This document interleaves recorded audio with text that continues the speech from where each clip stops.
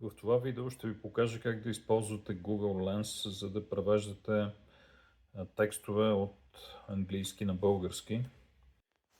Ето това е Chromecast и сега ще се опитаме да преведем ръководството или част от него, просто за демонстрация на български. Google Lens е приложение, което може да намерите на телефони, които работят с Android. В случая ви показвам Pixel 4. Това е иконата на Google Lens. Обикновено може да намерите в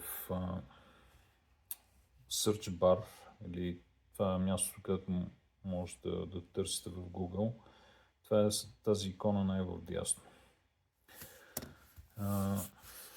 Нека да видим как работи. Значи ще натисна иконата и се показва следния екран. Google Lens и отдолу имате избор Translate. Това е за превод. Може да търсите, като използвате снимка. В случая ние се интересуваме от Translate. Затова ще го изберем.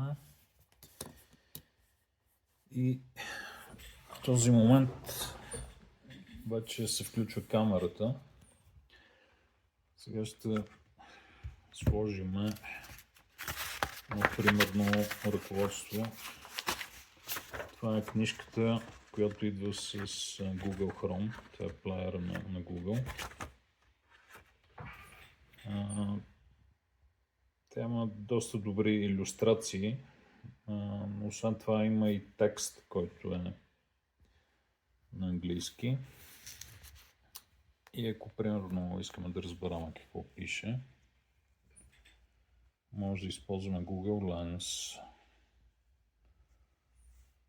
Така, ще опитам да фокусираме. Значи най-отгоре показва избор на език. В случая разбира, че текстът е на английски, но трябва да зададем до какъв език искаме да го преведем. В случая ще изберем български. Така, след като задържиме, може да погледнете, че текста се появява на български. Включете своя Chromecast в електрически контакт.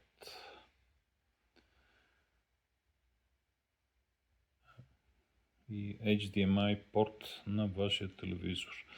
Значи от едната страна включваме в HDMI входа на телевизора, от другата страна показва, че трябва да се включи в контакт, защото самия телевизор има USB вход, но не е достатъчно,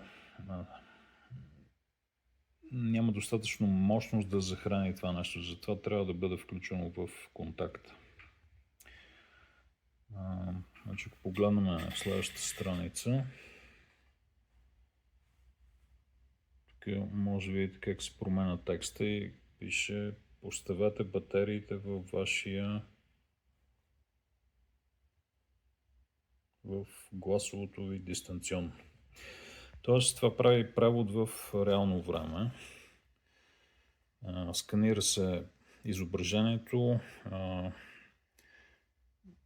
вижда се, че част от него е текст, който се изпраща на Google, и след като сте задали, че искате на български да бъде превода, то прави автоматичен превод от английски на български.